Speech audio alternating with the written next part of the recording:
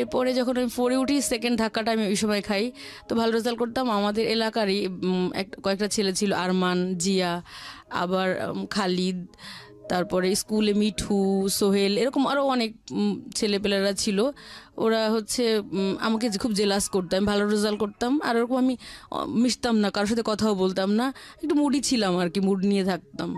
থেকে শুরু করছি, যখন আর কি বুঝতে শেখা, সেই সময় থেকে বেশ কিউরিয়াস ছিলাম স্কুলে ভর্তি হওয়ার ব্যাপারে। তো ক্লাস 1-এ ভর্তি হলাম, বেশ হ্যাপি ছিলাম। আমার লাইফের শুরুর দিকটা বেশ ভালোই ছিল। বরিশাল শহরের মধ্যেই থাকতাম, আর আমার নানা বাড়ি আর আমাদের বাড়ি হচ্ছে পাশাপাশি আর কি। নানা বাড়ির পাশে আমরা জমি কিনে বাড়ি করেছি। আমার বাবা হচ্ছে গভর্নমেন্ট জব করতো ওই সময়। হ্যাঁ। আচ্ছা, আপনি পরিবারের বড় সন্তান? হ্যাঁ, আমি বড়। আচ্ছা। আর আমার আম্মা হাউস ওয়াইফ ছিল। মোট 3 জন ছিলাম তখন আমরা ফ্যামিলি মেম্বার, যখন ক্লাস 1-এ পড়ি।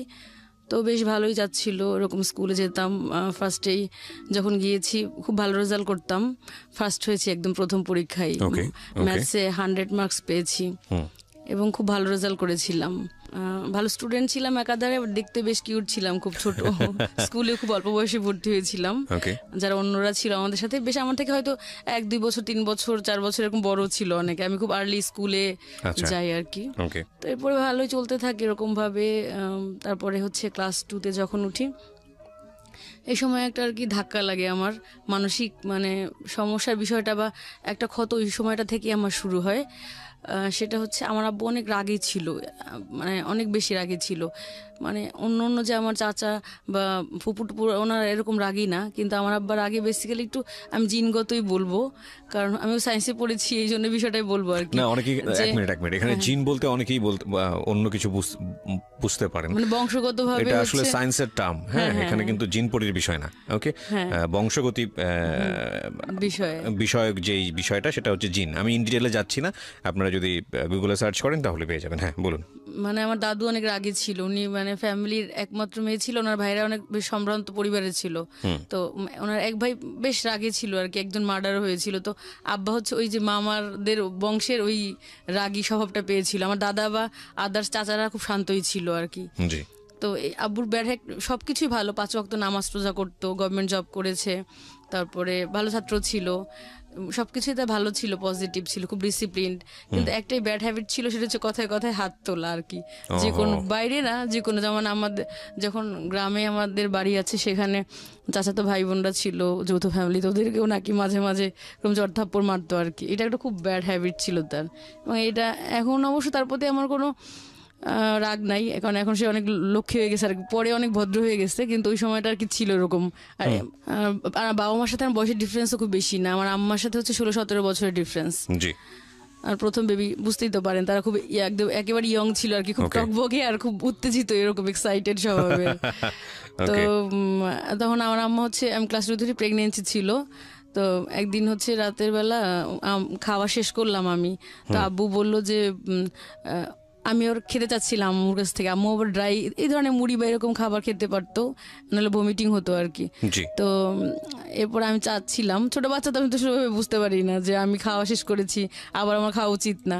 তো এই বিষয়টা আব্বু খুব রেগে গেল, সে খুব রাগি, বললো যে ও চাইছে কেন দিলা আর কি, একটা চর মারলো অনেক। আপনি যখন কোন ক্লাসে? ক্লাস 2-এ পড়ি। তখন তো আপনি বুঝতে পারছেন, মানে আপনার নিজের মেমরি থেকেই বলছেন? হ্যাঁ, বুঝতে পারছি। তো একটা চর মারলো, শেষে আম্মু হচ্ছে প্রেগনেন্সি ছিল, এটা বুঝতে পারতাম আমি যে অসুস্থ আমার আম্মু, একদম বেডের উপর থেকে নিচে পড়ে গেল আর কি। এই আমার লাইফে আর কি খুব ছোটবেলা থেকে এই মানসিক একটা অশান্তি শুরু হয়ে গেল আর কি, একটা ক্ষত শুরু হইলো যে এরকম কেমন পুরুষরা কেন নির্যাতন করবে বা এরকম। সেটা যাই হোক, হয়তো পরবর্তী যে ঘটনাগুলো ঘটেছে হয়তো আমার আম্মার কিছু দোষ থাকতে পারে, কিন্তু সেটা অন্য ব্যাপার। কিন্তু এটা আমার কাছে খুব খটকা লাগলো তখন থেকে। First impression is the last impression. হ্যাঁ, একদম শুরু থেকেই আমি কিছুটা ডিপ্রেসড বা এরকম খারাপ আর কি মনোভাব আমার। তো স্কুলে যাই তখন থেকে আমি খুব মনোযোগ দিয়ে পড়াশোনা করতাম আর কি। যে আমার মানে ছেলেদের সম্পর্কে খুব খারাপই একটা ধারণা ছিল যে হয়তো এরকম বা আমার লাইফে এরকম হতে পারে, আমি বড় হয়ে অফিসার হব বা স্ট্রাগল করব, পড়াশোনা করব, মানে বেসিক্যালি পড়াশোনাটাকে খুব পছন্দ করতাম আর কি। স্কুলে যেতাম, ও স্কুলটার নাম ছিল একাদে চৌধুরী সরকারি প্রাথমিক বিদ্যালয়, ওখানে আমি পড়তাম, ভালো স্কুল বেশ। ওই সময় মানে অন্য স্কুলের তুলনায় খুব উন্নত ছিল আর কি। প্রাইমারি স্কুল তখন কিন্ডারগার্টেন বা ওরকম প্রচলন ছিল কিন্তু খুব কম, তখনও ভালো ভালো স্টুডেন্টরা, এখন তো পড়ে না, পড়তো প্রাইমারি স্কুলে আর কি। যারা আমরা ওখানে পড়েছি অনেকে মেডিকেল কলেজে চান্স পেয়েছে, ভালো ভালো জায়গায় চান্স পেয়েছে বা ভালো সাবজেক্টই পড়েছি আমরা। এরপর সেকেন্ড ধাক্কাটাকে যখন 4-এ উঠি, আমি খুব ভালো রেজাল্ট করতাম এবং খুব ভদ্র শান্ত ছিলাম অনেক। যেখানে আম্মু দাঁড়া করে রাখতো ওখানেই দাঁড়িয়ে থাকতাম বা এরকম টাইপের ছিলাম। তো স্কুলে গেলাম আর ক্লাস ক্যাপ্টেনও হলাম। আমার নানা আবার স্কুলের প্রধান শিক্ষক ছিল আর কি। তো ওই স্কুলের প্রধান শিক্ষক স্যার আমাকে খুব আদর করতেন, যেহেতু আমি শিক্ষকের নাতনি, এই জন্য অন্যরকম একটা পরিচিতি ছিল। এরপরে যখন আমি 4-এ উঠি, সেকেন্ড ধাক্কাটা আমি ওই সময় খাই। তো ভালো রেজাল্ট করতাম। আমাদের এলাকারই কয়েকটা ছেলে ছিল, আরমান, জিয়া, আবার খালিদ, তারপরে স্কুলে মিঠু, সোহেল, এরকম আরও অনেক ছেলেপেলেরা ছিল। ওরা হচ্ছে আমাকে খুব জেলাস করতাম, ভালো রেজাল্ট করতাম আর ওরকম আমি মিশতাম না, কারোর সাথে কথাও বলতাম না, একটু মুডি ছিলাম আর কি, মুড নিয়ে থাকতাম। কারণ আমার টার্গেট ভালো রেজাল্ট করতে হবে, বা অলরেডি বাসায় তো টুকটাক আমার প্রবলেম হচ্ছে, এগুলো আমি কখনোই শেয়ার করতাম না। তো ওরা হচ্ছে এরকম আমাকে টিজিং করা শুরু করে, জেলাস করে আর কি, যে আমি ভালো রেজাল্ট করতেছি, আমাকে নিচে নামানোর জন্য বা সামাজিকভাবে হেয় প্রতিপন্ন করার জন্য একটা বাজে একটা ওয়ার্ডস দিয়ে, ফেস টু ফেস এরকম একটা শব্দ দিয়ে হচ্ছে টিজিং করতে থাকতো, অলওয়েজই টিজিং করতো এরকম। এটা মোটামুটি ছড়িয়ে দেয় ওই গন্ডিটার মধ্যেই আর কি। তো এরকম টিজিং করতে থাকলো এমন ভাবে, এটা না টর্চার পর্যায়ে আর কি, কি যেন ফেস টু ফেস করে টিজিং করতো আর কি, একদম গলি টলি মোটামুটি অনেকের মধ্যেই ছড়ালো আর কি, ছেলেদের মধ্যে বিশেষ করে। তখন কোনো মেয়েদের ইন্টিমেসি ইনভলভমেন্ট ছিল না। পরে হচ্ছে আমি খুব একটু ডিস্টার্ব ছিলাম, আর আমার একটু প্রবলেম ছিল, অ্যালার্জি প্রবলেম ছিল, আমার বায়ুবর্ণে অ্যালার্জি ছিল, বেশ ঠান্ডার, আর আমি খুব শুকনা ছিলাম, ঠান্ডা থাকতো এমনি হাত পা অনেক। আর শীতের দিনে এক্সাম থাকলে আমার খুব কষ্ট হতো, আমি ভালো এক্সাম দিতে পারতাম না, কারণ কোল্ড অ্যালার্জি ছিল, নাক দিয়ে পানি পড়তো বা হাত পা ঠান্ডা হয়ে যেত, বেশি রাত জেগে পড়তে পারতাম না, সন্ধ্যার সময় ঘুমায় থাকতে হতো লেপ বা কম্বল গায়ে দিয়ে এরকম। তো ওরা এরকম সবসময় উত্তক্ত করতো আমাকে। কোচিং করতে যেতাম 5 স্কলারশিপের জন্য, তখন উত্তক্ত করতো, সবসময় টিজিং করতেই থাকতো। এতে মানসিকভাবে আমি ডিপ্রেস থাকতাম, কারণ বাসায় তো আব্বা আম্মার মাঝে মাঝে টুকটাক আর কি ঝামেলা হতো, এটা নিয়ে অরিড থাকতাম, ছোট বাচ্চা, শেয়ার করতাম না। আবার নেক্সট টিজিং নিয়ে খুব অশান্তির মধ্যে থাকতাম, কাগজ ছুঁড়ে মারতো আমার দিকে, ফুল টুল ছুঁড়ে মারতো স্কুলে যখন পড়তাম, সিঁড়ি দিয়ে ওঠার সময় এরকম। আপনাদের সহপাঠীরা এসব করতো? হ্যাঁ, আমার সহপাঠীরা এসব করতো। তো আমি তখন খুব খারাপ করে ফেলি, খুব আমার স্কলারশিপ পাওয়ার কথা, ট্যালেন্ট ফুল পাই নাই, বৃত্তি পাই নাই। অন্য ছেলেরা যারা এরকম ডিস্টার্ব করতো তাদের মধ্যে একজন পেয়ে গেছে আর কি। ওকে। এবার 6-এ ভর্তি হলাম, গার্লস স্কুলে ভর্তি হলাম। যেখানে টার্গেট ছিল সেখানে অ্যাডমিশন দিয়েছিলাম, পাইনি। Barishal government girls high school, সবচেয়ে ভালো স্কুল মেয়েদের, ক্যাডেট কলেজের পরেই। তো ওখানে পাইনি, আর দূরেও ছিল, আমার আম্মার বাচ্চা ছিল ছোট ছোট, যেতে পারি না ওইভাবে আর কি। তো জগদীশ সরস্বতী স্কুলে ভর্তি হলাম। এই 2 বছর আমার বেশি একটা প্রবলেম হয় নাই, বাসায় অনেক কাজ টাজ করতাম। তো এই 2 বছর স্কুলে বা বাইরে যাওয়া বেশি প্রবলেম হয়নি, কারণ ওই ছেলেরাও তো আবার ওরা অন্য স্কুলে ভর্তি হয়ে গিয়েছে, বয়েজ স্কুলগুলোতে। রাস্তায় টুকটাক করে টিজিং করতো হালকা, খুব বেশি প্রবলেম হয়নি।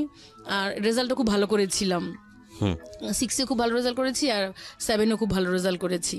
তো ওখানে পড়তে গিয়ে এমনিতে কোনো সমস্যা ছিল না, কিন্তু আমার একটা ক্লাসমেট ছিল নীলাঞ্জনা শীল, তো ও আমাকে খুব কম্পিটিটর মনে করতো। অন্য সব মেয়েরা খুব ভালো ছিল, তাদের প্রত্যেকের সাথে আমার খুব ভালো অ্যাটাচমেন্ট ছিল, আর ও হচ্ছে একটু জেলাস করতো আমাকে। আর ও শিক্ষকের মেয়ে ছিল, ভুলভাল লেখা রাখতো টিচার, ওকে খুব বেশি মার্কস দিয়ে দিত আর কি, এরকম। পরে আমি হাতে নাতে কয়েকটা ধরিয়ে দিয়েছিলাম, তার জন্য ও আমার প্রতি খুব ক্ষিপ্ত ছিল। স্কুলে ডিসপ্লে করতে আমাকে দেয়নি, ও ডিসপ্লে করেছিল। আমার যখন করতে গেলাম, টিচাররা বললো কি তুমি এটা দেখাশোনা করবো, নীলাঞ্জনাকে দায়িত্ব দিল। ও ফার্স্ট এসে আমার ভুল দিল, ম্যাডাম এটা হয় না, এটা হয় না, এই স্টেপসটা হয় না, মানে আমাকে ডিসপ্লে করতে দিল না। You have very good brain first of all, আপনার এইসব এত ছোট অপরিচিত আমরা যেখানটায় ছিলাম। তারপর হচ্ছে ও আমার প্রতি খুব ক্ষিপ্ত ছিল। তো নীলাঞ্জনার সাথে মার্কসের ডিফারেন্স হয়ে গেল অনেক। ও সংস্কৃতি পেয়েছে 40, আমি পেয়েছি 95, অনেক বেশি পেয়ে গেছি। তো প্রায় 150 মার্কসের ডিফারেন্স, আমি ফার্স্ট হয়ে যাই। ওদিন ও হচ্ছে একদম রেজাল্ট দিয়েছিল সে মাঠের মধ্যে আর কি, মাঠে গড়াগড়ি করে কাঁদতেছিল আর কি, আমি যখন ওর থেকে ভালো মার্কস পেলাম। তো এরপরে আমি, ও কাঁদছিল, আপনার খুব আনন্দ হচ্ছিল? না, আমার কখনো, আমি এরকম মেন্টালিটি ছিলাম না, আমার আনন্দ হয়নি, কারণ আমি খুব very good, that's really good, cause আমরা অন্যের দুঃখে কখনোই যেন আনন্দিত না হই। যেমন আমি ছোট ছিলাম, অনেকে পাগল প্রতিবন্ধীদেরকে দেখলে হাসতো, কিন্তু আমার খুব জিদ লাগতো, কেন প্রতিবন্ধীদেরকে দেখলে হাসবে। আমি সবসময় হেল্প করার চেষ্টা করতাম, পুরদেরকে বা যারা অসহায় ওদের পাশে দাঁড়ানোর চেষ্টা করতাম সবসময়। তো এরপরে আমি হচ্ছে বরিশাল গভর্নমেন্ট গার্লসে অ্যাডমিশন টেস্ট দিই, ওখানে হচ্ছে 3rd হয়ে এবার আর কি অ্যাডমিশন নিলাম। আবার হচ্ছে ট্রান্সফার সার্টিফিকেট দেখিয়েছি আব্বার, কারণ হচ্ছে গভর্নমেন্ট জব করতো ওইভাবে আর কি। তো অ্যাডমিশন নিয়ে নিলাম। এবার আমার উপর আবার টর্চার, হিটে উঠে গেছি, একটু বড় হয়ে গেছি, ওই যে এলাকার পোলাপান গুলো আবার হচ্ছে স্কুলে পিছন পিছন যেত আমাকে, বাজে আজে বাজে কিছু পোলাপান একদম ওই ক্লাসের যেগুলো টিচিং করতো ওগুলো না, অন্যগুলো আর কি ছড়িয়ে দিয়েছে, তো সাইকেলে করে ওরা একদম স্কুলে যেতাম, যেত পিছন পিছন যেত, আর পিছন পিছন হচ্ছে টিচিং করতে করতে যেত। ওইটাকে ঘিরে এমনিতেও মানে প্রেম করার জন্য ঘুরতো অনেক ছেলেপেলেরা। আর একটা জিনিস খেয়াল রাখবেন, বারবার হচ্ছে রাইট, আমাদের একটু ইন্টারাপ্ট করছি আপনাকে, একটা জিনিস অবশ্যই খেয়াল রাখা দরকার প্রিয় শ্রোতা, যে যারা কখনো এই ইফটিজের শিকার হননি তারা আসলে বুঝবেন না যে এটা আসলে কতটা ভয়ানক হতে পারে। খুব স্বাভাবিক না, একটা মানুষ, আপনি ধরুন আপনি নিজেকে চিন্তা করুন, একটা ছেলে কিংবা মেয়ে না, আপনি ঘর থেকে বের হয়েছেন, আপনার চারপাশের লোকজন আপনাকে অন্য একটা নামে খ্যাপাচ্ছে, একবার দুইবার সেটা ভালো লাগতে পারে বা আপনি হয়তো নেগলেক্ট করতে পারেন, কিন্তু এটা যদি ঘর থেকে বের হলে কন্টিনিউয়াসলি হতে থাকে এবং উল্টাপাল্টা আচরণ যদি হতে থাকে, তখন কিন্তু আপনি মেন্টালি ইমব্যালেন্স একটা পর্যায়ে পৌঁছে যাবেন। এবং শিশুদের ওই যৌক্তিক ব্যাপারটা কিন্তু মাথায় থাকে না, তখন ওর বয়স কিন্তু শিশু বয়স, এবং এটা কিন্তু র্যান্ডামলি বাড়ছে, যেটা স্কুল থেকে ধীরে ধীরে হাই স্কুলের দিকে যাচ্ছে। এগুলো একটু নোট রাখবেন। বলেন। তারপর হচ্ছে ভালো রেজাল্ট করতে না পেরে আমার বাসায় রাত্রেবেলা ঢিল মারতো যখন আমি পড়তে বসতাম।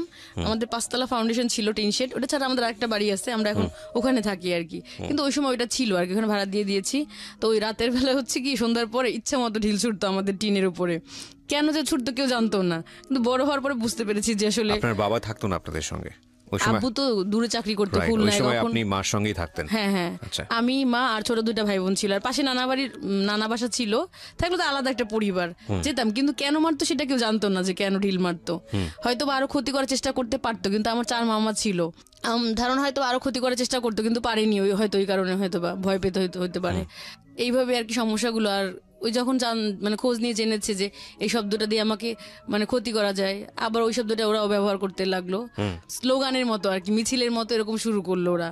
মোটামুটি কলেজের 50-70% মানুষ জেনে গেল আর কি, যেরকম বিষয়টা মানে বারবার ক্রমাগত করতেই থাকলো, আরও ছড়িয়ে পড়লো।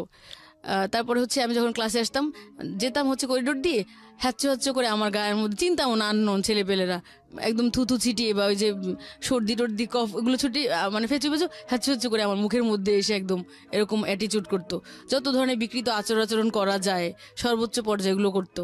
তারপর রাস্তা দিয়ে যেতাম, একটা পাগলি ছিল, ওই পাগলিটাকে শিখাই দিত, বলকে ফেসু ফেসু বল, ওই পাগলিটা নাচতো আর ফেসু ফেসু বলতো, বলে থুথু দে, আমার গায়ে থুথু পর্যন্ত দিয়েছে। My goodness. এরকম ভাবে মানে পাগলিটাকে দিয়ে দেওয়া হতো, বিভিন্ন ভাবে ভাই অত্যাচার করতো আমার উপরে। আমাকে ভয় দেখানোর জন্য একটা ছেলে, আমি নাম বলবো না, সে পরবর্তীতে মেডিকেল কলেজে চান্স পেয়েছিল এবং একটু টেররিস্ট টাইপের, পুলিশের ছেলে আবার। তো সে একবার কি করলো, আমাকে ভয় দেখানোর জন্য, আমি নিয়ে বসেছিলাম ক্লাসরুমের মধ্যে, পদার্থ বিজ্ঞান বই পড়তেছিলাম, আমাকে ভয় দেখানোর জন্য দরজা আটকায় ফেললো এক পাশ থেকে, মানে ধর্ষণ এরকম টাইপের ভয় দেখায় অনেকে, দরজা আটকায় ফেললো। আমার বান্ধবী কি করলো, দৌড়ে বের হয়ে গেল ক্লাসরুম থেকে, কিন্তু আমি আর বের হই না, আমি এবার এমনিতে খুবই স্ট্রিক্ট ছিলাম, কারণ আমি তো অনেক বিপদের সম্মুখীন ছিলাম, ভয় পেলে তো আমাকে চলবে না, তো আমি বের হইনি, পরে নিজেই খুলে দিল আর কি। প্রতিনিয়ত বিভিন্ন ভাবে, মানে কয়টা বলবো আর কি, সপ্তাহে তো আমার মনেও নাই, এরকম ভাবে মানে অত্যাচার করতেই লাগলো একটার পর একটা আমার উপরে আর কি। এর মধ্যে আমি সায়েন্স ফেয়ারে পার্টিসিপেট করলাম, তখন হচ্ছে আমি ফার্স্ট হলাম বরিশালে আর কি, বিভাগীয় পর্যায়ে সবগুলো, ঝালকাঠি, বরগুনা, যেগুলো অন্য জেলা আছে সবগুলোর মধ্যে আর কি ফার্স্ট হলাম। তো ওই প্রজেক্টটা নিয়ে আমি ঢাকায় আসলাম, চিনমৈত্রী সম্মেলন মানে বঙ্গবন্ধু যে সম্মেলন কেন্দ্র, এটার উদ্বোধনী ছিল, তখন প্রাইম মিনিস্টার ছিল খালেদা জিয়া আর কি, উনি অনুষ্ঠানটা উদ্বোধন করলেন। তো এখান থেকে গেছি, অনেক হাসাহাসি করতেছিল যে কিছুই তো পারবে না, গিয়ে হয়তো সান্ত্বনা পুরস্কার পাবে বা এরকম। ঢাকায় গিয়ে আমি প্লেস পেলাম আর কি, অনেক গিফট পেয়েছি আর কি। তারপরে প্রথম আলোতে আমার বেশ নামটাম আসলো একদম এরকম। এরপরে খুব হ্যাপি ছিলাম আর কি। মোটামুটি কলেজে খুব ছেলেদের মধ্যে আমাকে নিয়ে এমনিতে টিজিং করতে, এটা ঠিক আছে, কিন্তু আমাকে নিয়ে বেশ মানে বেশ আলোচিত ছিলাম, মানে দেখতে বেশ ফর্সা ছিলাম, তো সব খুব পছন্দ করতো সবাই আমাকে মোটামুটি। অনেকেই ঘুরতো পিছন পিছন, বলতো সুইসাইড করব যদি প্রেম না করো, এরকম মানে এরকমটাও ছিল অনেক। তো যখন আমি ন্যাশনাল অ্যাওয়ার্ড পেয়ে আসলাম, জাহিদ আমার বন্ধু, আমার ক্লাসমেট ছিল, ওই যে একবার টিচিংও করেছিল অলরেডি, ঝগড়া লাগছিল ওর সাথে, ও আমার পেছনে ঘুরঘুর করতে লাগলো আর কি, ঘুরঘুর করতে শুরু করলো, আমাকে পোস্ট কার্ড দিল, অনেকগুলো চিঠি দিল আর কি। আমি তো হাতের লেখা চিনতাম না, আমি জানতাম না যে ও কে বা ওরকম সম্পর্কে কিছুই জানতাম না। ও আবার লিজার বন্ধু ছিল, লিজার ভাইয়ের বন্ধু। লিজাকে দেখালাম যে একটা ছেলে আমাকে এরকম দেয়, কে জানি না, লিজা তো হাতের লেখা দেখে চিনে ফেলেছে আর কি। তো এটা লিজার ভালো লাগে না, কারণ ও তো আমাকে সবসময় কম্পিটিটর মনে করতো। তারপরে লিজাই আমাকে এগিয়ে দিয়েছে আর কি জাহিদের দিকে অনেকটা, দিয়ে আবার নিজেই আর কি কেটে দিছে আর কি লাইন এরকম। লিজা দূর থেকে হ্যাঁ জাহিদের বাসাটা আমাকে দেখিয়ে দিয়েছে যে এটা জাহিদের বাসা। আর মাঝে মাঝে তখন ও আমার পেছনে ঘুরতো, তো প্রথমে ভালো লাগতো না, একটা সময় গিয়ে আমার একটা ভালো লাগা তৈরি হয় জাহিদের প্রতি। তো জাহিদের বাসায় যাই আমি একদিন, জাহিদ আসতো না ক্লাসে ওরকম, আর ওরকম মানে নোন ছিল না, আমি যেমন নোন ছিলাম সবাই চিনতো, জাহিদ ওরকম মানে বরিশালের স্থানীয় ছিলেন না, ওর বাড়ি গ্রামে, ওইখান থেকে খালার বাসা থেকে পড়তো আর কি। তারপরে ক্লাসরুমে দেখতাম কি আমি যাওয়ার আগে ও যায়, খুব কিউরিসিটি আমার প্রতি। আমি হচ্ছে একটা ক্লাস পরে যেতাম যাতে ও আমাকে ফলো করতে না পারে, দেখতাম কি ও পায়চারি করতেছে করিডোরে দাঁড়িয়ে দাঁড়িয়ে, মানে খুব ইমোশন যে আমি কেন আসলাম না। আমি আসার পরে ওর ফ্রেন্ড রাসেল ছিল সাথে, মানে একদম প্রাণে পানি পাইছে বা এরকম এরকম একটা ভাব আর কি, খুব ইমোশন ছিল আমার প্রতি। তো ফার্স্টে আমার পেছন পেছন যেতাম, আমি যখন মানে ক্লাস শেষ হয়ে যেত, মূল ক্লাসগুলো আমাদের সায়েন্সের প্র্যাকটিক্যালগুলো থাকতো 2টা-3টা পর্যন্ত। তো যাচ্ছিলাম একদিন মাঠের মধ্যে দিয়ে, ও পেছন পেছন গেলো, বলে কি একটা কথা বলতে চাই তোমার সাথে। আমি কিছু বলি না, হাঁটছিলাম, বললো যে তোমার প্রতি আমার তীব্র আকর্ষণ। এই কথাটা বসে পরে আমি হচ্ছে প্রেমে পড়ি আর কি। খুব ভালো লাগছিল কথাটা, বাসায় গিয়ে অনেকবার চিন্তা করলাম যে কি বললো যে তীব্র আকর্ষণ এইসব। ওকে, খুব ভালো লাগা তৈরি হয় জাহিদের প্রতি আর কি। কিন্তু যখন ভালো লাগাটা তৈরি হয়েছে তখন জাহিদ আস্তে আস্তে আর কি সরে গেছে। কোন বয়সটা বলেন তো এটা, মানে কোন ক্লাসে পড়ছেন? ইন্টারমিডিয়েটে পড়তেছি আর কি, সেকেন্ড ইয়ারে উঠে গেছি। আমি একটু কথা বলি, ইন্টারমিডিয়েটের অনেক স্টুডেন্টরা আমাদেরকে শুনছেন, আপনার সঙ্গে একটু তাল মিলিয়েই বলি। ক্লাস 9-এ 9-8 এই বয়সটা থেকে হচ্ছে ভালো লাগার এক ধরনের তীব্রতার জন্ম হয়, এবং উইথ লট অফ সংকোচ। আমি আসলে এটা খুব সুন্দর করে বাংলা বলতে পারছি না, মানে ভালো লাগে কিন্তু সেখানে তীব্রতার যতটা থাকে তার চেয়ে বেশি থাকে হচ্ছে লজ্জা, ভয় এবং একটা আতঙ্ক, জড়তা। কিন্তু মনের মধ্যে মনে হয় যে না ওকে ভালো লাগছে, ওর ভালো লাগছে। আচ্ছা, এরপরে এই ভালো লাগাটা একটু ডেসপারেটের দিকে চলে যায়, এবং এটা হচ্ছে বয়ঃসন্ধিকালে হয়। বয়ঃসন্ধিকালে অনেকের আগেও চলে আসে। 2টা জিনিস খেয়াল রাখবেন, বাবা মা যারা শুনছেন এবং যারা তোমরা নিজেরাও যারা এখন এই প্রেমের মধ্যে আছো, তারাও একটু শুনে রাখো, কারণ এটাই শেষ কথা না। ইনফ্যাক্ট এই ভালো লাগাটা যখন তীব্র আকার ধারণ করে এবং একই সাথে যখন বয়ঃসন্ধিকাল চলে আসে, বয়ঃসন্ধিকালে ছেলেদের যে চেঞ্জটা হয় সেটা হলো একটা ছেলে হঠাৎ করে লম্বা হয়ে যায়, দেখবে 9-10-এ দেখে ধাম করে লম্বা হয়ে গেছে, গলার শটটা অনেক ম্যাচিউর হয়ে গেছে এবং অনেক বেশি ব্যক্তিত্ব সচেতন হয়ে গেছে। সে যে হাঁটছে, হাঁটার স্টাইলটা ঠিক আছে কিনা, সে যে জামাটা পরছে সে জামাটা ঠিক আছে কিনা, সে যে মাথাটা আঁচড়াচ্ছে সে মাথাটা, আমি একদম ছোটো ছোটো জিনিসগুলো ধরে ধরে বলছি, মাথার চুলের আঁচড়ানোর স্টাইলটা ঠিক আছে কিনা, এবং একটু শেভ করার দেখবা যে গোফঠোপ উঠছে বা একটু শেভ, নতুন নতুন দাড়ি, এবং শেভ করে সে যথেষ্ট লজ্জা পাচ্ছে। এই যে বয়সটা, এটাকে বলছি আমরা বয়ঃসন্ধিকাল। আমি অ্যাটিটিউড দিয়ে বুঝালাম, আর ফিজিক্যালের জায়গা থেকে তোমরা নিজেরা বুঝে নিও, ফিজিক্যালি অনেক বেশি চেঞ্জ আসে। মেয়েদের ক্ষেত্রেও কিন্তু এই জিনিসটা আসে, এবং মেয়েদের মধ্যেও এই সেম জিনিসটাই গ্রো করে, কিন্তু with some physical changes. Interesting বিষয় হচ্ছে এই সময়টাতে কোনো ছেলেমেয়ের আচরণ, মোস্ট অফ দ্য কেসেস আমরা বলতে পারি, অনেক বেশি অ্যারোগেন্ট হয়ে যায়, উগ্র হয়ে যায়। তারা মানতে চায় না, তাদেরকে যদি কোনো একটা জিনিস বোঝাতে চায় যে না এটা এভাবে করো, এভাবে করলে জিনিসটা এরকম হবে, ওরকম হবে, ওরা বুঝতে চায় না, ওরা সিদ্ধান্ত দিতে চায় না, আমি তো নিজেই অনেক কিছু বুঝি। হ্যাঁ, উনি ছোটো ছোটো করে হাসছেন, হয়তো আপনারা অডিওতে পাচ্ছেন না।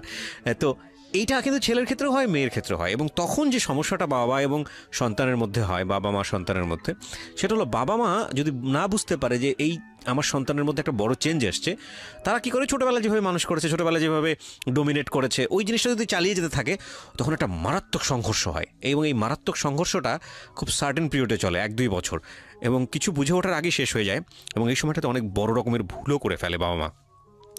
সুতরাং আমি বাবা মাদেরকে স্পেশালি বলবো যে এই সময়টাতে ছেলে মেয়েদেরকে একটু অন্যভাবে ট্রিট করতে, একটু খেয়াল রাখতে। আচ্ছা, এবার হচ্ছে ভালো লাগার জায়গাটা বলি। আমাদের শিক্ষকরা ক্লাসে বলতো যে বয়সটা এমন, কাকপক্ষে দেখলেও ভালো লাগে। হ্যাঁ, একদম খুব নুডলি বললাম, আমি কাউকে অপমান করছি না, বাট বিষয়টা কিন্তু আসলে এরকমই, হিসাব থাকে না কোনো। মানে ভালো লাগাটা এত এক্সট্রিম লেভেলে হয় যে ওকে ছাড়া আমরা বাঁচবই না, ওকে ছাড়া জান শেষ হয়ে যাবে। মাঝে মাঝে ফেসবুকে এরকম ভিডিও দেখি, মেয়ে পালিয়ে গিয়েছে, গহনা ঠহনা পরে এসে ফেসবুক লাইভে আসছে, এসে বলছে বাবা তুমি তো বলেছিলা ওকে ওর সাথে বিয়ে দিবা না, দরকার হলে একটা রিক্সাওয়ালার সাথে বিয়ে দিবা, আর তাই আমি বিয়ে করে ফেলেছি, ওর কোনো দোষ নেই। আমি চিন্তা করি আজ থেকে 5 বছর পরে এই মেয়ের জীবন গল্পটা কি দাঁড়াবে, কিংবা আজ থেকে 2 বছর পরে এই মেয়েটাকে এত ডেসপারেটলি বলতে পারবে যে বাবা আমি ওর সাথে সংসার করে অনেক সুখে আছি। বিকজ রিয়েলিটি তো অন্যরকম। আমাদের চারপাশে যে ঘটনাগুলো ঘটে সেখানকার প্রেক্ষাপটে বলছি। আমি এটা মিন করছি না যে মেয়েটা সুখী হবে না, সুখী হোক, আমরা সেটার জন্য দোয়া করি, কিন্তু এই ডেসপারেটনেসগুলো এই বয়সেই থাকে। কিন্তু এটা জীবনটা আসলে এরকম না। কজ ভালোবাসার তীব্রতা অবশ্যই থাকবে, সেটা সবার জীবনেই আসুক, কিন্তু সেই তীব্রতা আমাদেরকে যেভাবে 4-5টা সম্পর্কে অনেক বেশি ব্ল্যাঙ্ক করে ফেলে, অন্ধ করে ফেলে, যে না ওকে ছাড়া আমি বাঁচবই না, ওকে ছাড়া আমার জিন্দেগি তামা তামা, কিংবা ওকে ছাড়া আমি নিঃশ্বাসই নিতে পারতেছি না, বিষয়টা আসলে এরকম না। এটা একদম এক্সট্রিম একটা ফিলিংস। এই এক্সট্রিম ফিলিংস সারা জীবন থাকে না। আমি আপনাদেরকে এবং তুমি করে বলি, because you are much younger than me, ওই স্টেজ আমিও পার করে এসেছি। আমি আমার নিজের জীবন থেকে বলছি, ভদ্রমহিলা যিনি এখানে আছেন নিজের জীবন গল্প বলার জন্য, উনি হয়তো এগ্রি করবেন, এটা থাকে না। এবং এটা যখন থাকে না তখন অনেক কিছুর হিসাব শুরু হয়। এই হিসাবে গিয়ে যদি ছেলেটা মেয়েটার কাছে হেরে যায় বা মেয়েটা ছেলের কাছে হেরে যায়, তখন শুরু হয় দুর্বিষহ জীবন। সুতরাং যারা অনেক বড় রকমের মারাত্মক ফিলিংস নিয়ে কোনো একটা ছেলে কোনো একটা মেয়ের কাছে আছেন, কিংবা কোনো একটা মেয়ে কোনো একটা ছেলের কাছে আছেন, একটু রেস্ট নেওয়া প্রয়োজন। এটাই কিন্তু বাস্তবতা নয়, একটু সময় যাওয়া প্রয়োজন। সুতরাং হুটহাট করে আমরা যেন কোনো ভুল না করে ফেলি। জি, আপনি যেটা বলছেন আমার মনে হয় সেই স্টেজের কথাই বলছেন আপনি, যে সেই সময় যে যা খুব ভালো লাগতো, হ্যাঁ একটু রাস্তাতে হেঁটে গেলেই মনে হতো আহা, একটু হাতটা ধরতে পারলে মনে হলো আহা, এই হাতটার কখনোই সাবান দিয়ে ধুবো না, থাকুক ওর শরীরে, ওর একটা স্পর্শ থাকুক। সেই বয়সের কথাই বলছেন, বলুন তারপর। তো ঘুরতে লাগলো, ঘোরার কারণ হচ্ছে যে আমি ন্যাশনাল অ্যাওয়ার্ড পেলাম, এটা খুব পছন্দ করতো আর কি। আচ্ছা। তারপর ডিবেট করতাম ওর সাথে, আমি একসাথে ডিবেটও করেছি। আচ্ছা। তো খুব তাকিয়ে থাকতো ডিবেট করার, আমি চাইতাম শিখতে, আমার শেখার আগ্রহটা বেশি ছিল যে ও একটু ভালো পারে শিখবো। কিন্তু ও হচ্ছে আমার বলতো আমার হাসি নাকি খুব সুন্দর, ঝংকার দেয়, এটার কানে বাজে, মানে অনেক ধরনের লোভনীয় কথাবার্তা বলতো আর কি, খুব ইমোশন দেখাতো আর কি। মানুষকে প্রশংসা করে অনেক দুর্বল করে ফেলা যায়। হ্যাঁ, অনেক দুর্বল করে ফেলেছে আর কি। তো আমি চেঞ্জ হতে শুরু করলাম। এর আগে ছেলেদেরকে আমি খুব ঘৃণা করতাম। একদিকে বাবার প্রতি আমার খুব আক্রোশ ছিল, একটু নারীবাদী টাইপের ছিলাম কিছুটা, কবিতাও লিখতাম এরকম। তারপর হচ্ছে আব্বুর বিরুদ্ধেও কবিতা পড়তাম এরকম, যে আমরা তো জানি আকাশ আদিম পুরুষ, পৃথিবীর রমণী, তবে কেন দু হাতে শিকল পরিয়ে রেখেছো, 1000 বছর ধরে কেন তুমি সূর্য দেখতে দাওনি, এরকম মানে কবিতা পড়তাম। তো আব্বু হাসতো বা অবাক হইতো এরকম। আর ছেলেরা যদি ব্যথা পেতো আমি খুব মজা পেতাম, কারণ যে এই টিজিং করতাম তো খুব আক্রোশ ওদের প্রতি। তো ফার্স্টে আমার মধ্যে চেঞ্জ আসলো। জাহিদ একদিন ব্যথা পেলো বেঞ্চের সাথে, লোহা ছিল, লোহার পেরেক গুলো কেটে গেল, পা দিয়ে রক্ত বের হলো, দেখি আমার চোখ দিয়ে শুধু পানি পড়তেছে। প্রথম কোনো ছেলের জন্য আমার হচ্ছে কষ্ট হলো। ভেরি ইন্টারেস্টিং থিং, দেখেন উনি ছোট ছোট জিনিস কিন্তু কত বিউটিফুল, কত সুন্দর করে মনে রেখেছে বিষয়গুলো। ওকে, হ্যাঁ। তারপর ওর হচ্ছে চোখে প্রবলেম হলো, ঢাকায় আসলো ট্রিটমেন্টের জন্য। তা আমি বললাম আল্লাহ জানো আমার চোখ দুটো নষ্ট হয়ে যায়, ওর চোখ যেন ভালো হয়ে যায়। চলে আসলো আমার মানে এরকম। তো ও অলরেডি আমি একটু মিস করে গেছি যে এই যে টিজিং করতো, এর মধ্যে আমি খুব মেন্টালি অনেক আপসেট হয়ে গিয়েছি। রাতে আমি খুব খারাপ স্বপ্ন দেখতে শুরু করলাম, বিষণ্ণতা শুরু হলো। এর আগেও টিজিং করতো বা ফ্যামিলি প্রবলেম ছিল, কিন্তু তখন আমার বিষণ্ণতাটা শুরু হয়নি, এখন আমার বিষণ্ণতা শুরু হয়েছে আর কি। তো আমি রাতে সবসময় সাপ স্বপ্নে দেখতাম। তারপরে দেখতাম যে আকাশ ভেঙে ভেঙে আমার মাথার উপর পড়ছে, বড় বড় ট্রাক আমার বুকের উপর দিয়ে চাপা দিয়ে যাচ্ছে, যত ধরনের খারাপ মানে বিকৃত ভয়ঙ্কর বিভৎস স্বপ্নে দেখতে শুরু করলাম আর কি। ন্যাশনাল অ্যাওয়ার্ড পাওয়া এগুলো খুব পছন্দ করতো আর কি। একসাথে দুজনে কম্বাইন ভাবে চ্যাম্পিয়ন হয়েছি। তারপর আমি খেলাধুলায় পুরস্কার পেয়েছি আর কি, লুডোতে চ্যাম্পিয়ন হয়েছিলাম। মানে মোটামুটি পড়াশোনায় ভালো রেজাল্ট করেছিলাম, টেস্ট পরীক্ষাতেও আমি হচ্ছে 9ম হয়েছিলাম। আবার দেখতে বেশ সুন্দর ছিলাম, আবার হচ্ছে এই কালচারাল প্রোগ্রামগুলো বা এগুলোতেও ভালো করতেছিলাম, এই জন্য খুব পছন্দ করতো আমাকে। তো এরপরে একটা সময় আস্তে আস্তে মানে সরে যেতে থাকলো, যে বাসা থেকে তো অলরেডি বাসায় গিয়ে বলে দিয়েছে লিজা হাসান বা অনেকে, জানি না আমি কে বলছে। আস্তে আস্তে দূরত্ব মেনটেন করতে থাকলো, অ্যাভয়েড করতে থাকলো। আমি যত উইক হই ও তত হচ্ছে আস্তে আস্তে দূরে সরে যেতে থাকে আর কি এরকম। পোস্ট কার্ড দেওয়া সব বন্ধ দিয়েছিল কয়েকটা, আমি ভয়ে পানিতে ফেলে দিয়েছি। আর একদিন ওদের বাসায় গিয়েছিলাম, যার সময় আব্বু আবার দেখছে যাইতে রিক্সায়, তো এই জন্য সেও একটু সন্দেহ করতো যে কেন গেল, বা আব্বু তো এমনি রাগি আর সন্দেহবাতিক টাইপের, কিছু বলতো না কিন্তু ইনডাইরেক্টলি একটু টর্চার করতো আর কি। আর যখন আমার হচ্ছে ফার্স্ট ইয়ার ফাইনাল পরীক্ষা দিলাম, এটা খুবই দুঃখজনক একটা ঘটনা ছিল আমার জন্য। তো আম্মা অনেক রাগী ছিল আর কি। আমার ভাই যে পড়াশোনা করতো না, সে হচ্ছে সমস্ত বইপত্র সব ফেলে দেয়। আমার ওদিন জুওলজি পরীক্ষা ছিল, আমি আবারও ভালো প্রস্তুতি নিয়ে খুব খারাপ করলাম আর কি। আমার 80 ক্রস করা টার্গেট ছিল, সেখানে আমি 78 পেলাম। তো আমি আবার জিদ করে হচ্ছে পড়াশোনা করতে ভালো লাগতো না, যে এরকম বারবার চেষ্টা করতেছি, বারবার হচ্ছে খারাপ হচ্ছে। এই জাহিদ ঘুরতে লাগলো, তখন এক ধরনের ভালো লাগা অনুভূতি, নিজের মধ্যে চেঞ্জ চলে আসলো অনেক। এর আগে হচ্ছে অনেক সবাইকে আমি মোটামুটি কম্পিটিটর মনে করতাম, যে আমি খুব ভালো রেজাল্ট করবো, কম্পিট করবো, ডিবেট করতাম, এগুলোতে হচ্ছে আমি ফার্স্ট হইতে হবে, আমাকে সবাইকে টপকায় যেতে হবে এরকম। যখন জাহিদের প্রেমে পড়লাম, আমার মানসিকতা একদম চেঞ্জ হয়ে গেল, প্রচন্ড রকম মানবিক। এর আগে একটু অহংকার ছিল অন্যরকম, তারপরে অন্যরকম ব্যাপার ছিল, যেগুলো একদম চেঞ্জ হলো, অনেক ভালো হয়ে গেল মন মানসিকতা। কাউকে আর কম্পিটিশনটা টর মনে করতেছি না, কাউকে জেলাস করতেছি না, কাউকে হচ্ছে ওরকম ভাবে মানে একদম মনে হতো যে ও জিতলে আমি জিতবো আর কি, আমি হেরে গিয়ে ওকে জিতাইয়ে দিই, এরকম একটা মানসিকতা আর কি তৈরি হলো আমার। যাই হোক, এরকম টিজিং তো চলতেই থাকলো। আর জাহিদ আমাকে যে একটু আমি ওর প্রতি উইক হলাম, এর আগে তো ও ঘুরছে আমার পিছনে, যে আমি দুর্বল হলাম, ও আমাকে উল্টা টর্চার করা শুরু করলো, বললো তোরই দোষ, পোলাপান তোরে টিজিং করে কেন, নিশ্চয়ই তুই কিছু করছো, তোরই দোষ। আর লিজাও এরকম ভাবে টর্চার করতে শুরু করলো, বলে যে আমাদেরকে তো কেউ টিজিং করে না, তোমাকেই করে, সেই লিজার অনেক মানে এরকম ভাবে আমাকে মেন্টাল টর্চার করতে লাগলো আর কি। আমি খুব হতাশ আর কি মোটামুটি এরকম। তো পরীক্ষার আগে আগে আমি স্বপ্নে দেখলাম কি যে একটা লাল শাপলা বড় একটা নদীর মধ্যে অনেক চেষ্টা করতেছে টিকে থাকার, আর অনেক ঘোলা পানি আর কি, ওকে বারবার ঢেউ দিয়ে উঠায় ফেলার চেষ্টা করতেছে, ও চেষ্টা করতেছে টিকে থাকার, আর ও মানে পানিটা ওকে উঠায় নিতে। একসময় শাপলা শিকড়টা উঠে গেছে একদম, পুরো মূল সহ একদম উঠে গেছে আর কি, এরকম স্বপ্নে দেখছি। এরপর তো পরীক্ষা দিলাম, এপ্রিল মাসে পরীক্ষা শুরু হলো। এর আগের বছরগুলোতে ছেলেমেয়েরা কম্বাইন্ড ছিল আর কি, মোটামুটি দেখে দেখে লেখার সুযোগ ছিল ছেলেদের কাছ থেকে। ওই যে রাকিব, সানজিদ, মিঠুর আমাকে টিজিং করতো, ওদের সাথে আবার মুন্না পাশাপাশি রোল ছিল আমাদের। হ্যাঁ, এমনিতে ওরা টিজিং করতো, কিন্তু কোনো স্ক্যান্ডাল ছড়ায়নি, বা ওদেরটা দেখে দেখে লেখার সুযোগ ছিল, ওরা ভালো ছাত্র ছিল, এমনি দেখাবে আর কি, এরকম হয়তো টিজিং করতো, এরকম মেন্টালিটির। কিন্তু ওই বছর মেয়ে ছেলে আলাদা করে পড়লো। তারপরে বরিশাল কলেজে সিট পড়লো আর কি, 4 তলায় পড়লো, সেখানে কোনো ফ্যান ছিল না, কি যেন একটা গ্যাঞ্জাম হয়েছিল এর আগে, মারামারি কলেজে, ফ্যান ট্যান আবার সব নিয়ে গেছে এরকম। প্রচন্ড গরম ছিল একদম, গ্রীষ্মের মানে এপ্রিলের দিকে পরীক্ষা। আমার গলার স্বর বসে গেছিল একদম, অনেক সিক থাকতাম, আমার তো অ্যালার্জি আছে, কোল্ড অ্যালার্জি, কফ টফ এরকম ছিল। ছেলেরা খুব ভালো রেজাল্ট করেছে, ওরা দেখে দেখে লিখছে, বা দেখছি আশেপাশে তো তাকিয়ে দেখেছি আর কি। তো এরপরে পরীক্ষা দিলাম ভাই, যখন আমি মানে এমন মানসিক অবস্থা হলো আমার, ডিপ্রেস থাকতে থাকতে, যে আমি ঠিক মতো ওই শিটগুলো ফিল আপ করতে পারতাম না। আমার রোল ফিল আপ করলে মনে হতো আমি ভুল করছি, মনে হয় এটা করছি, এরকম এই মানসিক অশান্তি শুরু হলো আমার আর কি সেকেন্ড ইয়ার থেকে। টিচিং করতে করতে এমন অবস্থা, জাহিদ আমাকে মেন্টাল টর্চার করতেছে, লিজা করতেছে, তোমাকে কেন বলে, নিশ্চয়ই তোমার প্রবলেম আছে, জাহিদ বল তোর দোষ।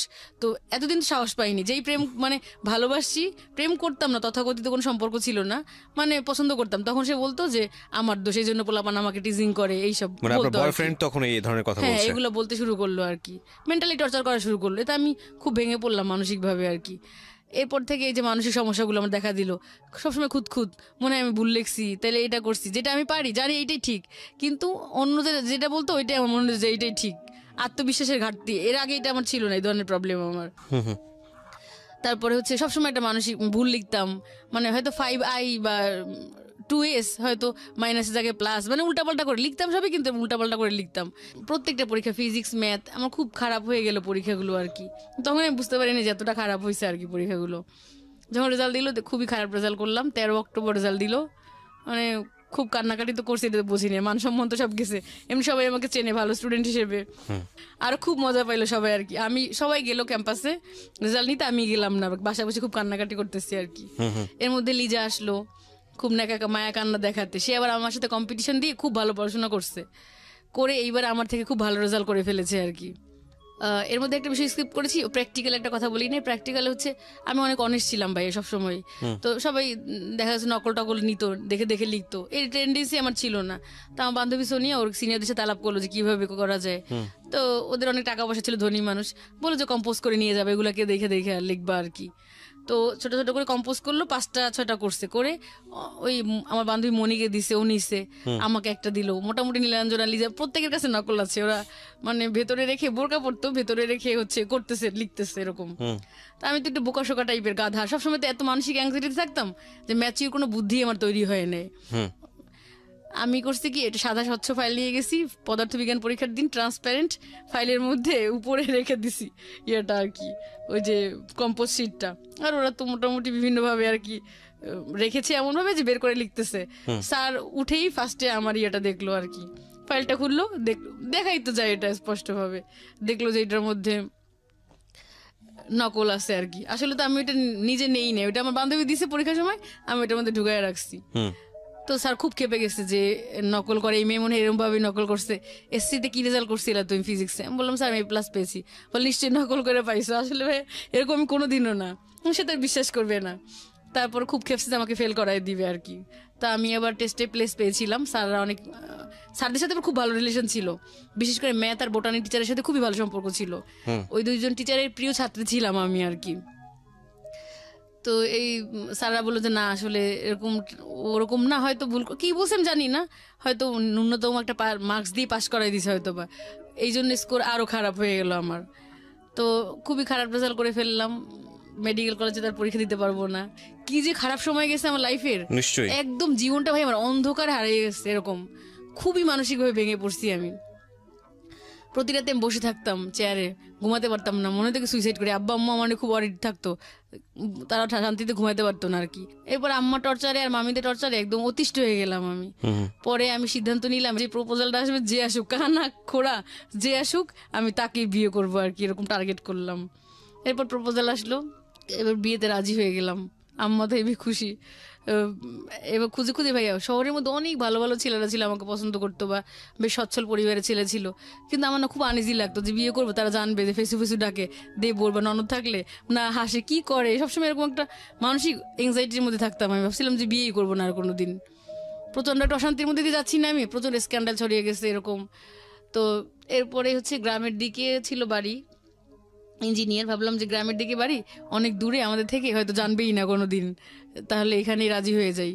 বেশ ধনী, মানে ধনীও না, সাধারণ পরিবার একদম। ইচ্ছা করলে আমি অনেক ধনী পরিবারে বিয়ে করতে পারতাম এরকম, বা অনেক ফ্যাসিলিটি দিয়ে বিয়ে মানে অনেক গর্জিয়াস অনুষ্ঠান হইতো এরকম। তাই রাজি হলাম। কিন্তু ভাই ওর মা ঠিকই খোঁজ নিছে, মা খুব মানে শাশুড়ি আম্মা খুব চালু ছিল আর কি, চালাক। ঠিক ভাই ওই শাহাবুদ্দিন নীলাঞ্জনাশীল একদম তাদের কাছে এসেই পৌঁছাইলো। তারা বলছে পাগল এই সেই, মানে টিজিং করে ছড়াইছে। পরে এমন একটা অ্যাটিচিউড করতো সবাই যে বলতো পাগল বা আজে বাজে, মানে যা মন চায় যার যেরকম ভাবে বলতে লাগলো তার কাছে। সে প্রথমে খুব আদর করছিল আর কি, খুব ভালোবাসছিল, বাণিজ্য মেলায় নিয়ে গেল, খুব ছবি তুললো আমার সাথে, খেতে গিয়েছি রেস্টুরেন্টে। কিন্তু যখন ওই যে ওরা বলছে এগুলো, তখন আমার প্রতি আরো তার খুব ক্ষোভ আর কি, পারলে এড়াই যায় বিষয়টা। তারপর কিন্তু তার ছেলে আবার খুব পছন্দ করলো আমাকে দেখে। তো এবার বিয়ে ঠিক হলো। সে ডেটটাই উল্টায় ফেললো আর কি। 28 তারিখে আমাদের বিয়ে হওয়ার কথা, 9 সালের 28 এপ্রিল, পয়লা বৈশাখের পরে। সে হচ্ছে উল্টায় ফেললো একদম। শাশুড়ি, ওকে। মানে নার্ভাস হয়ে গেলাম যে কি ব্যাপার। আর বিয়ের ব্যাপার ভাই এরকম মেয়েদের যে একবার যদি বলে দেন, যেরকমই হোক, হাই স্ট্যাটাস আর লো স্ট্যাটাস হোক, একবার যদি বলে ফেলেন মানুষকে, না করেন, তাহলে ভাববে কি মেয়েটার হয়তো দোষ আসছে কোনো। এই জন্য মনে হয় বিয়েটা নিজে যদি ভেঙে দেন, তাও মানুষ আপনাকে ওইভাবে মানে ট্রিট করবে। আর জাহিদ তো অলরেডি অন্যরকম হয়ে গেছে, সে এখন বড় অফিসার হয়ে গেছে। মাঝে মাঝে কথা হয় ফোনে তার সাথে, কিন্তু কিছু বলে না, পজিটিভ ছাড়েও না, মানে ফ্রেন্ডশিপ রাখছে। কথাটা তো বলতো, রাতে ফোন টোন দিত, কিন্তু কোনোদিন বলে না বিয়ে করবে, এগুলো বলে না, বা ছেড়ে দিছে তাও বলে না। বলতো ছোট এখনো, এখন নতুন চাকরি পাইছে, ভাইকে প্রাইভেট বিশ্ববিদ্যালয়ে পড়াচ্ছে আর কি, এরকম বলতো। এখন কিছুই বলতো না আর কি। কি করব, সিদ্ধান্ত নিলাম বিয়ে করব। পরে হচ্ছে শাশুড়ি আম্মা একটু খেপে গেল আর কি আমার প্রতি, জানলো যখন এগুলো, তো বিয়ে ডেটে চেঞ্জ করে ফেলো। পরে 29 তারিখ, শাশুড়ি মা মানে হচ্ছে হবু শাশুড়ি, তখন তো হয়নি। হ্যাঁ, পরে হচ্ছে বিয়ে হবে। শুরু থেকেই ভাই বিভিন্ন ধরনের মানে শুরু করলো। প্রথম দিন যদি আমাদের আক্ত হয়ে মসজিদে হয়েছে, বাসা আসতে দিবে না আমাদের বাসায় আর কি, বিয়ে করে চলে যাবে ওদের, মানে ওর খালা বাসায় উঠছিল না ওখানে আর কি। আমাদের সবাই মামা মামি খালামুনিরা অপেক্ষা করতেছিল যে ও আসবে, ওর বন্ধুদের নিয়ে দেখা করবে, যে ছেলেটা কেমন, দেখে নাই আর কি তারা কেমন, আসতে দিবে না। পর অনেক রিকোয়েস্ট করলাম সবসময়, মানে সে এমন একটা ট্রাপ তৈরি করে রাখলো যে সবকিছু তার কাছ থেকে পারমিশন নিতে হবে, আর তার ছেলে তার পারমিশনেই চলে, এটাও সত্য কথা। রিকোয়েস্ট করতে করতে আসতে দিল, আধা ঘন্টা তার টাইম বেঁধে দিল যে আধা ঘন্টা থাকতে পারবে। ওর 5টা ফ্রেন্ড নিয়ে আসলো। তারপরে ফোন দিয়ে বললো যে তোমাদের বাসা থেকে 3 ভরি চেইন কেন দিল না। আমি বললাম যে 3 ভরি চেইন কখনো দেয়, 3 ভরিতে তো সীতাহারি বানানো যায়, তাহলে এইটা কেন, সেটা প্রত্যেকটা বিষয় নিয়ে আমার দোষ ধরতে লাগলো আর কি। তবে বিয়ে হলো তখন 2 দিন ছিল, মানে ওরকম একদম কমপ্লিট যে ফিজিক্যাল রিলেশন ওরকম কিছুই করিনি। এমনি ওর শরীর খুব খারাপ ছিল, ঢাকা থেকে গেছে, ও তো ঢাকা জব করতো তখন, আমি বরিশালে থাকতাম। তো গেছে, ওর জ্বর ছিল বা ওরকম, গল্প টল্প করছি বা মোটামুটি হালকা কথাবার্তা, ও ক্লান্ত ছিল, অনেক অসুস্থ ছিল। তো এরপরে 2 দিন ছিল আমাদের বাসায়। আর অনুষ্ঠানটা আমার আব্বাই আর কি অ্যারেঞ্জ করেছিল আর কি, আমাদের বাসায় হয়েছিল, ওরা কোনো অনুষ্ঠান করে নাই। তারপর গায়ে হলুদের কাপড় যখন পাঠাইতে বলছিলাম পাঠায় না, বলে কি এখনই কি তুলে নিচ্ছি আপনাকে, যে এখনই দিতে হবে সব এই সে এরকম করে। তাই আমি ভাবছি যেহেতু এটা বলছে মনে হয় পরে বিশাল করে আর অনুষ্ঠান করবে হয়তো বা, এরকম বলছে ওরা, আশ্বাস দিছে আর কি। তো এরকম ভাবে কিছুই করে নাই, সব আমার যতটুকু করে আমার আব্বাই করছে আর কি। তা আমার আব্বাকে আমি বলছি কি আব্বা, বরিশালের সবচেয়ে বড় ক্লাব হচ্ছে বরিশাল ক্লাব, ওইখানে আমাকে হচ্ছে অনুষ্ঠান করে দিবা আর কি। কিন্তু ও মনে মনে কুবুদ্ধি কিছুই করে নাই। পরে হচ্ছে আর আসলোই না ভাইয়া 6 মাস। কেন আসলো না জানি না, হয়তো বিভিন্ন কারণে ক্ষিপ্ত ছিল না কি, কিছুই বললো না, নতুন জবে জয়েন করেছে সেই কারণে হইতে পারে, জানি না আমি, এগুলো আসলে অজানাই রয়ে গেলো আমার কাছে, আসলো না। আর সামাজিকভাবে মানে হতে থাকলাম বাসায়, সামাজিকভাবে না ঠিক নানু বলতে আসে না কেন, সবাই বললো যে আসে না কেন।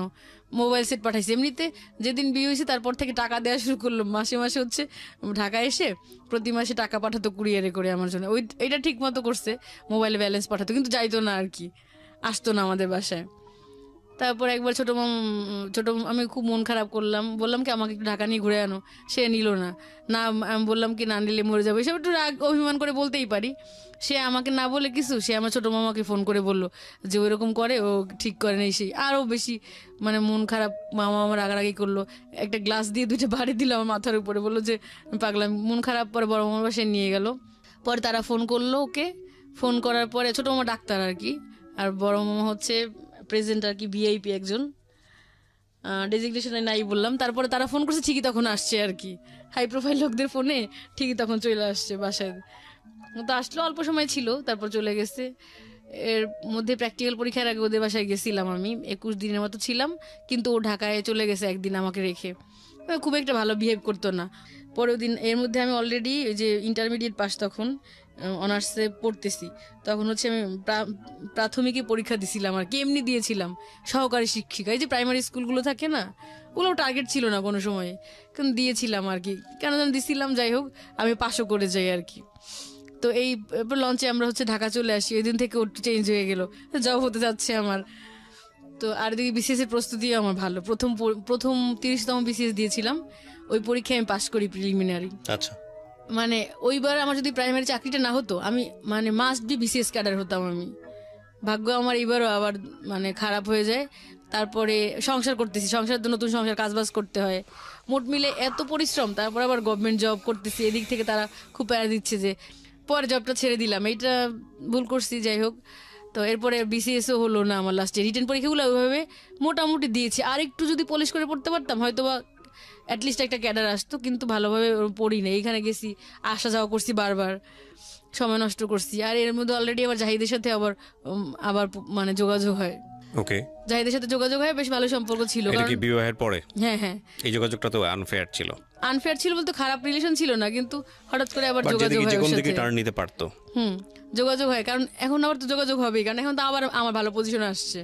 যখন ইন্টারমিডিয়েটে পড়তাম ভালো পজিশন ছিল, মেডিকেলে পড়বো তখন ভালো সম্পর্ক ছিল, আবার যে এখন বিসিএস ক্যাডার হব। আপনার বর্তমান কি অবস্থা? বর্তমান অবস্থা ভালো না, আসলে খুব খারাপ সময়ের মধ্যে কি দিয়ে অবস্থায় যাচ্ছি। আছেন? কি সংসারের মধ্যে আছেন? সংসার থেকে বের হয়ে গেছেন? সংসারের মধ্যে আছি, কিন্তু ওরকম ভালো নাই, কারণ ওই যে বিসিএস জব হয়নি, হাজবেন্ড আমার উপরে স্যাটিসফাইড না, বেশ টাকা পয়সা খরচ করেছে, আর এমনি তো নেচার ফার্স্ট এরকম ছিল, যেই দেখছে যে সরকারি জব হারিয়েছেন, বিসিএস করেন নাই, বাচ্চা কাচ্চা কয়জন? বাচ্চার একটা রিসেন্টলি নিয়েছি আর কি, এখন 1 বছর হয়নি। আপনার জামাই কি করেন? ও কম্পিউটার ইঞ্জিনিয়ার।